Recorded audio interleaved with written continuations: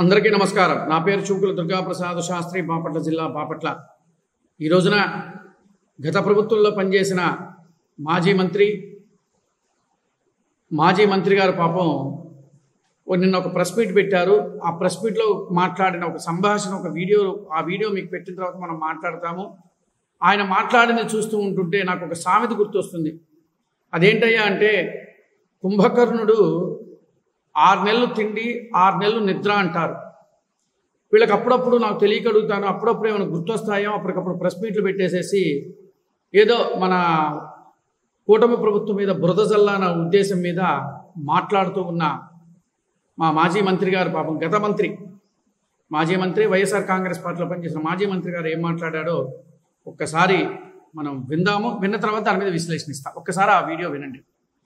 రాబోయే రోజుల్లో 600 అగ్రహారాలు బీడైన అంబేద్కర్ గారి విగ్రహం మీద ప్రైవేట్ వాళ్ళ చేయి పడితే బాబాసాహెబ్ని మోసం చేసిన వాళ్ళం అవుతాం.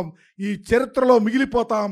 గొప్ప కలలు కన్నటువంటి జగన్మోహన్ రెడ్డి గారి యొక్క ఆలోచన ఆశయాలకు తూట్లు పడుస్తాయి. తస్మాత్ జాగ్రత్తని కూడా తెలియపరుస్తా ఉన్నా. నిజంగా ఇంత గొప్ప ఆలోచనతో జగన్మోహన్ రెడ్డి గారు చేస్తే అంబేద్కర్ గారిని కానరాకుండా చేయాలని చంద్రబాబు కుట్రలు చేస్తా ఉన్నాడు. గమనించమని చెప్తా ఉన్నా. సంక్షేమాన్ని గాలికి వదిలేశారు. అభివృద్ధి అనేదే లేదు. ఎవరెవరికో అప్పలంగా వాళ్ళ పనులు చేస్తూ ఉన్నారు. రెడ్ బుక్ రాజ్యాంగం వస్తూ ఉంది. చివరికి సామాజికంగా మన కులాలను మనను అనగద్రొక్కాలని చంద్రబాబు చూస్తున్నటువంటి ప్రతి అంశం మీద ఎదురు తిరిగి వైఎస్ఆర్ కాంగ్రెస్ పార్టీ జెండా మాత్రం భుజాన వదలకుండా ముందుండి పెడతారు, కేసులు పెట్టుకోమనండి, కొట్టుకోమనండి. కానీ మా రాజ్యం వస్తుంది. జగనన్న మరలా ముఖ్యమంత్రి అవుతాడు. ఎవరిని వదిలేదు లేదని మాత్రం తెలియపరచాల్సిన బాధ్యత కూడా మీ మీద ఉంది. అందుకనే ఈ మంచి అవకాశం, మంచి కార్యక్రమాన్ని ఏర్పాటు చేశారు సోదరులు. విన్నారు కదా ఆ వీడియో. ఆయన మాట్లాడుతున్న అంశాలు ఏంటంటే, అంబేద్కర్ గారిని అణగదొక్కాలని చూస్తున్నాడు, సంక్షేమ పథకాలు వదిలేసేశాడు, రెడ్ బుక్ రాజ్యాంగం నడుస్తుంది అని చెప్పేసి ఈ 3 ప్రధాన అంశాలు వెలిగేషన్ చూపిస్తూ మాట్లాడుతూ ఉన్నాడు. అంటే బురద చల్లటానికి ఎన్డీఏ ప్రభుత్వం మీద. ఈ మూడిటికి సమాధానం నేను చెప్తాను. అంబేద్కర్ గారిని అణగదొక్కే అసలు ఆలోచన, ఆయన భారత రాజ్యాంగకర్త, ఆయన్ని ఎలా అణగదొక్కుతారని చెప్పని మీరు మాట్లాడుతున్నారు. అంటే ప్రజల్ని తప్పుదోవ పట్టించడం కోసమా? రెండోది, సంక్షేమ పథకాలు వదిలేశారు అని అన్నారు. మీ ప్రభుత్వంలో ఉన్నప్పుడు అభివృద్ధిలో సున్నా, అంటే కంపెనీల విషయంలో కానీ అభివృద్ధి రాబడి విషయంలో కానీ సున్నా. అది అందరికీ తెలిసిన విషయం. మా ప్రభుత్వం వచ్చిన తర్వాత సంక్షేమ పథకాలు ఒక్కొక్కటి అమలు చేసుకుంటూ నెమ్మదిగా వస్తూ ఉన్నారు. కంపెనీలతో మాట్లాడుకున్నారు, టైఅప్లు అవుతున్నారు. సో ఆదాయాలకు తగ్గ ఆదాయాలు సమకూర్చే విధంగా సంక్షేమ పథకాలు ముందుకు తీసుకెళ్ళడానికి చంద్రబాబు నాయుడుగా అహర్నిశలు కష్టపడుతున్న సంగతి ఆంధ్రప్రదేశ్ రాష్ట్రంలో ఉన్న ప్రజలందరికీ కూడా తెలుసు. ఇవాళ మీరేదో వచ్చేసేసి ఎన్డీఏ ప్రభుత్వం మీద బురద చల్లటం, ముఖ్యంగా చంద్రబాబు నాయుడు గారి మీద బురద చల్లటం అనేది ఎవరు నమ్మరు కూడా, మీరు ఎన్ని చెప్పినా సరే. ఇక తర్వాత 3వ అంశం ఏంటంటే, రెడ్ బుక్ రాజ్యాంగం అని రాశారు. నేను ప్రధానమైన అంశాలు మిమ్మల్ని అడుగుతున్నాను. రెడ్ బుక్ రాజ్యాంగం రాశారని మీరు అంటున్నారు. మరి మీ ప్రభుత్వంలో రాసిన రాజ్యాంగం ఏంటో చెప్పగలుగుతారా మాజీ మంత్రి గారు? మీ ప్రభుత్వంలో జరిగింది బులుగు బుక్ రాజ్యాంగమే లేదా రాజారెడ్డి గారి రాజ్యాంగం? ఏ రాజ్యాంగం నడిచిందో కొద్దిగా చెప్తే మేము కూడా తెలుసుకుంటాం.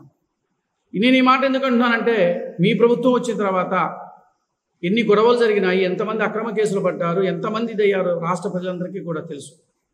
అందుకే మీరు అంటారుగా, వైనాట్ 175 నుంచి 11 సీట్లకు కూర్చోబెట్టిన మిమ్మల్ని ప్రజలు విసిగి వేసారెత్తిపోయి మీ దెబ్బకి తట్టుకోలేక ఇక లాభం లేదు, వీళ్ళని మళ్ళీ మనం గెలిపిస్తే ఒకవేళ పొరపాటున ఓట్లు వేస్తే రేపొద్దున మన జీవితాలు కూడా మనకి అంధకారం అయిపోతుంది, పూర్తి అంధకారం అయిపోతుంది భయపడి ప్రజలందరూ కూడా సైలెంట్గా ఓటు వేసేసి తగిన బుద్ధి చెప్పారు. అయినప్పటికీ కూడా మీలో ఎవరిలో కూడా మార్పులు లేవు. ఎందుకంటే మీరు అభివృద్ధిని చూసి ఓర్వలేకపోతున్నారు. ఫస్ట్ అంటే నిద్ర పట్టట్లా. ఫస్ట్ ఒకడు మంచి చేస్తుంటే ఒక సామెత ఉందన్నమాట, నేను బాగుపడకపోయినా పర్వాలేదు, పక్కనోడు మాత్రం బాగుపడకూడదు అన్న సామెతతో మీరు ఇదవుతున్నారు. ఆంధ్రప్రదేశ్ రాష్ట్ర ప్రజలందరూ కూడా బాగానే ఉన్నారు చక్కగా. అసలు ఎవరు కూడా సంక్షేమ పథకాల గురించి కానీ లేదా ఇంకోటి ఎవరు ఏం మాట్లాడట్లా. ఎందుకంటే రాష్ట్ర ప్రజలు కళ్ళకు కట్టినట్టుగా అంతా చూపిస్తున్నారు, చేస్తున్నారు. మీరు ఈ మాట నేను ఎందుకన్నాను అని అంటే, మరి అప్పుడు గత ప్రభుత్వంలో గొడవలు విపరీతంగా జరిగినాయి కదా. ఒక కులమనే కాదు, అన్ని కులాల మీద దాడులు జరిగినాయి. బ్రాహ్మణ కులం దగ్గర నుంచి అన్ని కులాల మీద దాడులు జరిగిన, ఎంత హింసలు పడ్డారో రాష్ట్ర ప్రజలందరికీ తెలుసు. బ్రాహ్మణ కులంలోకి వచ్చేటప్పుడు మొట్టమొదటిసారిగా నా మీదే భౌతిక దాడి జరిగింది. మరి అప్పుడు ఏ రాజ్యాంగం నడిచిందో నాకు తెలియలేదండి. ఏ రాజ్యాంగం నడిచిందో నాకు తెలియలా అప్పుడు. ఇప్పుడేమో మీరు అంటున్నారు కదా రెడ్ బుక్ రాజ్యాంగం. మరి మీ ప్రభుత్వంలో ఉన్నప్పుడు ఏ రాజ్యాంగం నడిచిందో కొద్దిగా రాష్ట్ర ప్రజలకు కూడా వివరిస్తే బాగుంటుంది. మరి గొడవలు ఎందుకు జరిగినాయి, హత్యలు ఎందుకు జరిగినాయి, నానా యాతలు ఎందుకు జరిగినాయి, గంజాయి ఎందుకు పెరిగింది, యువత తప్పుదారు ఎందుకు పట్టారు, మరి ఇవన్నీ ఎందుకు జరిగినాయి? మరి మీ ప్రభుత్వం ఇది ఉన్నప్పుడు మరి అప్పుడు ఏ రాజ్యాంగం నడిచిందో రాష్ట్ర ప్రజలకు విన్నవించిన తర్వాత ఈ ఎన్డీఏ ప్రభుత్వం మీద బురద చల్లటానికి రండి. ముందు ఎన్డీఏ ప్రభుత్వం మీద ఏదైనా చెప్పాలి అనుకున్నప్పుడు మీ ప్రభుత్వంలో ఏం చేశారు అని చెప్పేసేసి మీరు ముందు రాష్ట్ర ప్రజలకు తెలియజేయండి. మా ప్రభుత్వంలో మేము ఇచ్చేసాము, మేము కేసులు పెట్టించాము, జనాలను కొట్టించాము, ఇష్టం. మనం అబద్ధం ఆడినా గూగుల్ తల్లి అబద్ధం ఆడదు. మన చరిత్ర అంతా కూడా దాంట్లో ఉంది, లిస్ట్ అవుట్లో ఉన్నాయి.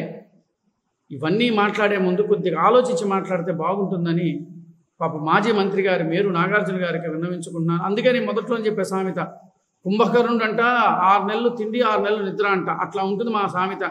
నమస్కారం. నేను చెప్పింది కరెక్టా కాదా అని చెప్పి మీరు చేసి ఖచ్చితంగా మీరు కామెంట్స్ తెలియజేయవలసిందిగా కోరుతున్నాను. నమస్కారం.